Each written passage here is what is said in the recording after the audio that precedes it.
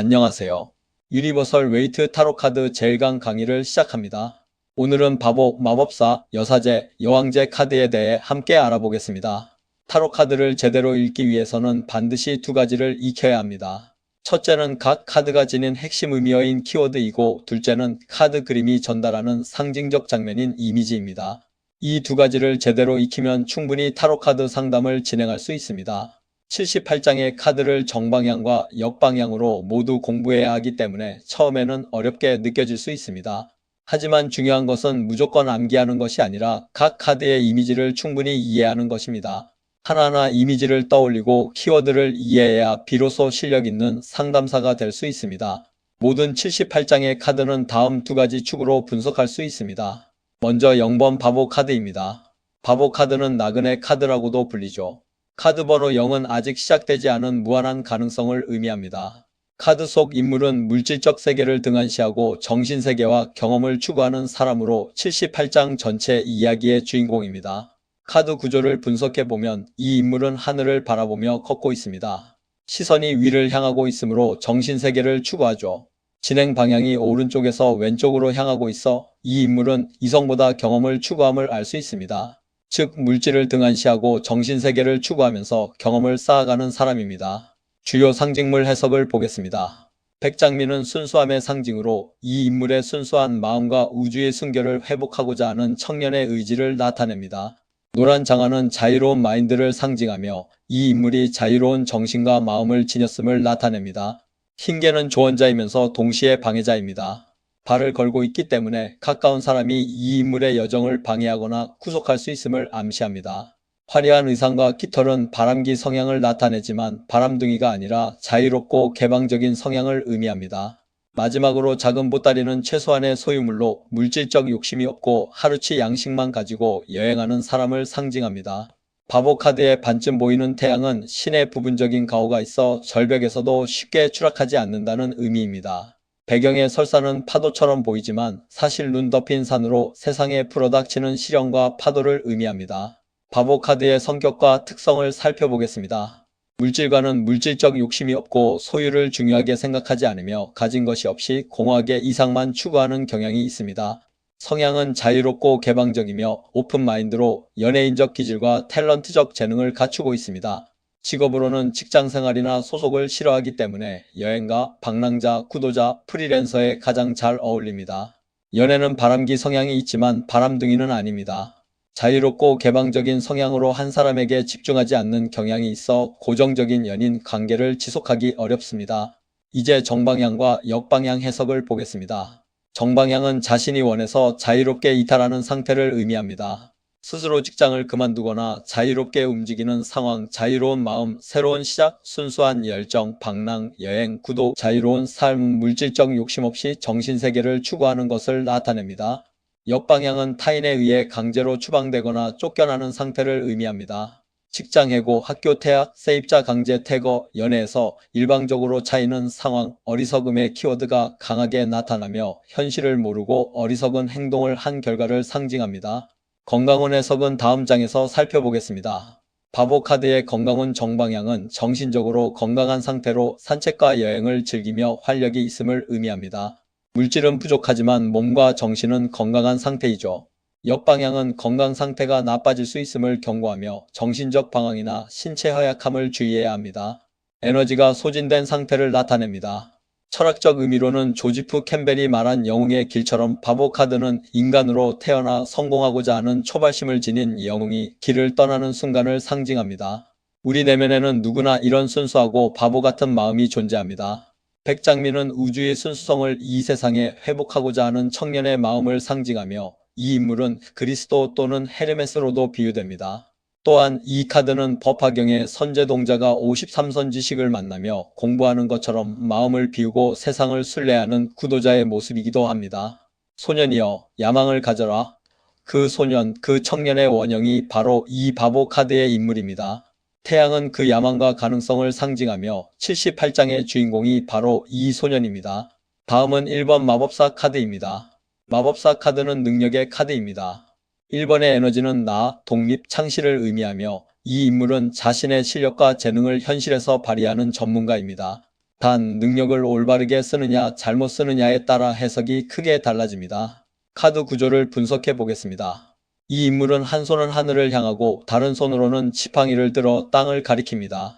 이는 헤르메스 트리스메기스투스의 원리인 as above so below, as below so above, 즉 하늘에 있는 것이 땅에서도 이루어지고 땅에서 이루어지는 것이 하늘에서도 이루어진다를 나타냅니다. 이 인물은 하늘의 기운을 받아 땅에서 구현하는 사람, 즉 천상천하의 에너지를 연결하는 중개자입니다.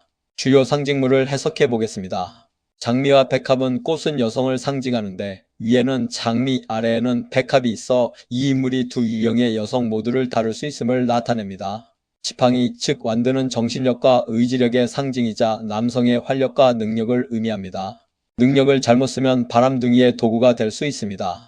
4대 원소 도구인 지팡이불, 콧물, 건바람, 펜타클을 모두 갖추고 있어 지수와 풍을 모두 다스리는 완전한 능력자임을 상징합니다.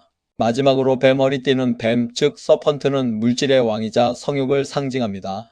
뱀머리띠를 착용했다는 것은 물질을 다스리는 능력을 지녔음을 의미합니다. 머리 위에 무한대 기호는 무한을 상징하며 천재성과 무한한 가능성을 의미합니다. 탁자 위 별은 비너스의 상징입니다. 설계, 디자인 미, 불을 의미하며 펜타클과 같은 비너스 에너지를 나타냅니다. 마법사의 직업 해석은 의사, 소방관, 경찰, 역술가, 요리사 등 전문 기술을 갖춘 직업군에 주로 해당합니다. 이공계 기술자나 전문가로서 뛰어난 실력을 발휘하는 유형이며 부동산 중개업자 등 중개 역할을 잘합니다. 1번의 에너지는 나 혼자 하는 것을 지향하므로 독립적인 활동을 선호합니다. 정방향은 자신의 능력을 충분히 발휘하는 상태로 전문성, 기술력, 실력을 인정받습니다. 의사로서 정확한 진료와 수술을 행하고 바람기 있는 성향이지만 매력 있는 인물이며 지수와 풍 4대 원소를 자유자재로 활용합니다. 역방향은 능력을 착취당하거나 악용당하는 상태로 300만원 실력인데 100만원만 받는 상황과 같습니다. 오진 또는 사이비 의사, 돌팔이, 사기꾼, 사이비 교주, 엉터리 법사를 의미하며 바람둥이 성향이 실제로 드러날 수 있습니다. 건강운 정방향은 건강 상태가 양호하며 능력을 발휘 중임을 나타냅니다. 약간의 빈혈 기운이 있을 수 있으며 의사에게 진료를 받아볼 것을 의미합니다. 역방향은 건강 이상 가능성이 있고 정밀 검진이 필요하며 오진을 주의하고 의사의 말을 신중히 판단할 것을 조언합니다. 제한된 수술이나 치료법을 다시 확인할 필요도 있습니다. 연애운을 보면 정방향은 여성들에게 인기 있는 매력적인 남성을 의미합니다. 여성을 잘 이해하고 케어하는 능력이 있어 인기남이 됩니다. 역방향은 심한 바람둥이로 사귀는 여성을 농락하거나 감정적으로 착취하는 유형입니다. 바람기가 있는 여자 저 여자 다 대하는 성향을 보입니다. 비너스 즉 여왕제 계열 여성과 인연이 되면 결혼의 카르마가 발생합니다. 이 관계에서 책임을 회피하면 여성으로부터 큰 압박을 받게 될 수 있습니다. 다음은 이번 여사제 카드입니다. 여사제 카드는 중립과 내면의 지혜를 상징합니다. 이번의 에너지는 나와 너 동등함, 대립과 균형을 의미하며 이 인물은 직관력과 영성이 뛰어난 여성입니다. 주요 상징물을 해석해 보겠습니다. 비기둥과 제2기둥은 비는 보아스, 즉 검은 기둥으로 여성성인 음을 나타내고 제2는 약힌, 즉 흰 기둥으로 남성성인 양을 나타냅니다. 이 인물은 두 기둥 사이에 서서 중립을 지키고 있으며 나와 너는 동등하다는 이번의 의미가 반영된 상징입니다. 석류 열매는 다산과 바람기의 상징으로 원래 7개를 그렸으나 유니버설 웨이트 버전에서는 8개가 표현됩니다. 7은 전차 카드의 에너지와 연결되어 이 여성의 정신적 번뇌와 영적 성숙을 동시에 나타냅니다. 초승달은 딸의 에너지를 받은 여성으로 달은 어머니, 모성의 직관, 조수관만을 관장합니다. 배경의 바다는 달의 영향 아래에 있습니다. 수녀복 차림은 겉모습은 수녀처럼 단아하지만 내면에는 양면성이 공존합니다. 높은 영성을 지닌 힐러이기도 하고 남녀 경계를 허무는 개방적 성향이기도 합니다. 배경의 바다는 달의 조수간만에 따라 움직이는 바다처럼 이 여성의 감정과 에너지가 달처럼 변화무쌍하게 흐름을 상징합니다. 여사제의 성격과 특성을 살펴보겠습니다. 긍정적인 면은 깊은 영성, 뛰어난 직관력, 힐링 능력입니다. 내성적이고 조용하며 학문적으로 간호사, 여의사, 힐러, 상담사, 구도자로서 최고의 역량을 발휘합니다. 부정적인 면은 나와 너는 동등하다는 의식이 강해 페미니스트적 성향을 보이거나 남성들 사이에서 자유롭게 어울리는 경향이 있습니다. 남성과의 관계가 복잡해질 수 있죠. 연애는 이번에 에너지가 밀고 당기기 구조를 지니며 자신을 쉽게 드러내지 않습니다. 여사제 카드의 정방향은 직관력과 영성이 발현되는 상태를 의미합니다. 탁월한 힐러, 상담사, 치유자로서의 면모를 보이며 내면의 지혜로 상황을 정확히 파악합니다. 독신, 자유로운 삶을 선택한 지혜로운 여성이며 소녀에게 나오면 효녀, 모성의 순수함을 나타냅니다. 역방향은 직관력이 흐려지고 판단력이 저하됩니다. 영성적 방향을 잃고 음적 방향으로 흐르며 감정적 혼란, 비밀, 숨겨진 문제를 의미합니다. 결혼 실패 또는 연애 관계의 불안정, 남성들과의 관계에서 혼란이 발생할 수 있습니다. 다음은 3번 여왕제 카드입니다. 여왕제 카드의 주요 상징물을 살펴보겠습니다. 비너스 심볼은 비너스 여신의 에너지로 미와 부, 디자인, 설계 능력을 상징합니다. 펜타클 즉 돈과 연결되어 돈복이 있는 카드입니다.